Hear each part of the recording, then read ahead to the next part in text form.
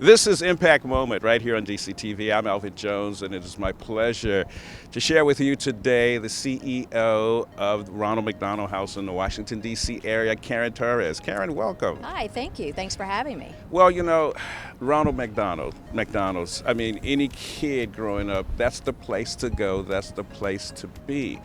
And the fact that you guys created the Ronald McDonald House so that parents would have a place so that they could be close to their children. Let's talk about that whole concept. Sure. Well, our mission for 40 years, this is our 40th anniversary, has been to try to remove the barriers to quality health care for all children.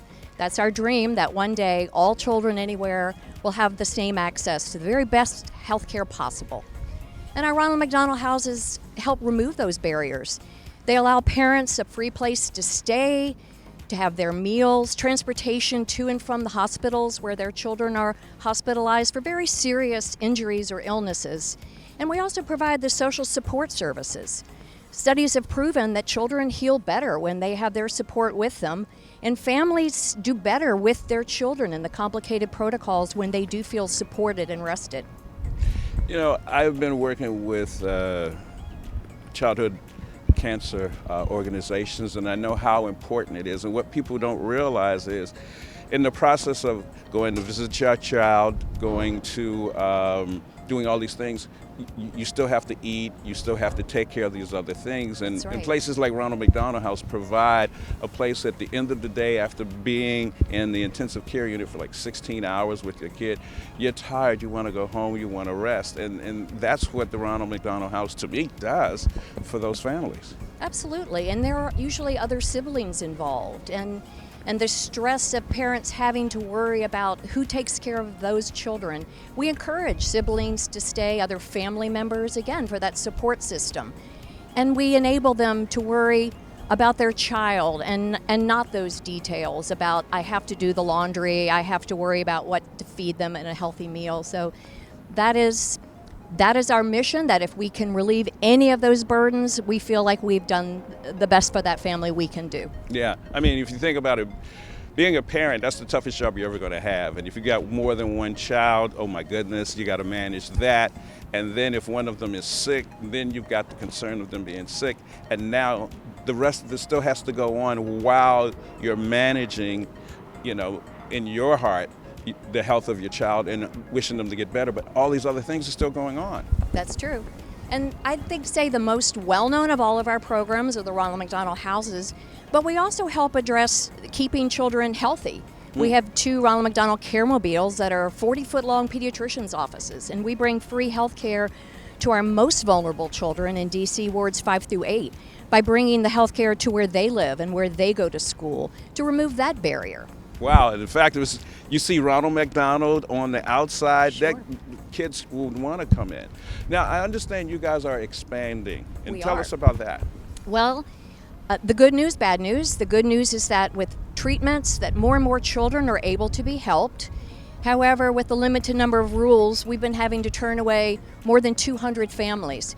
So we decided that to do that, we really needed to expand and renovate both of our Ronald McDonald houses. So, you know, why not do them both at the same time? We're doing the Washington, D.C. house now, and then as soon as that reopens, we'll close and do the Northern Virginia house, and we'll expand up to 56 bedrooms to help even that many more families and children.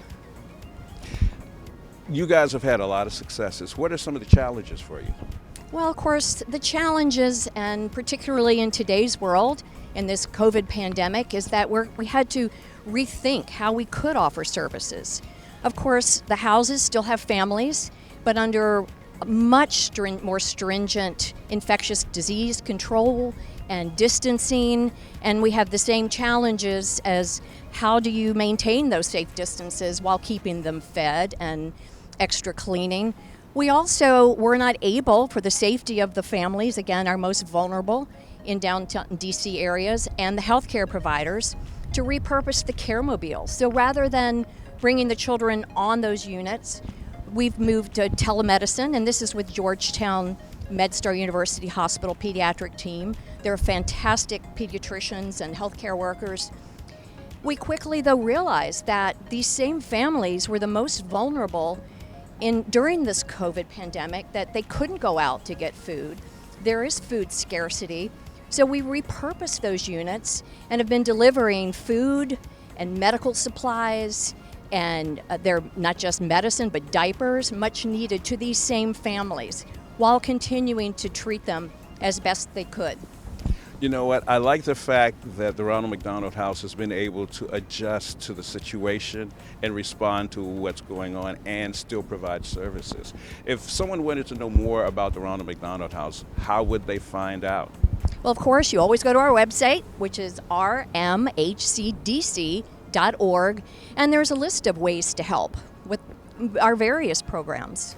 Good, and great. we still need that help. We're still operating despite the restrictions. All right, so they still need your help. They're still doing great things, and we want you to get involved with the Ronald McDonald House. I'd like to thank Karen Torres, Thank you. Ronald McDonald House for the Washington, D.C. area. For Impact Moment, I'm Alvin Jones, right here on DC TV. Yes.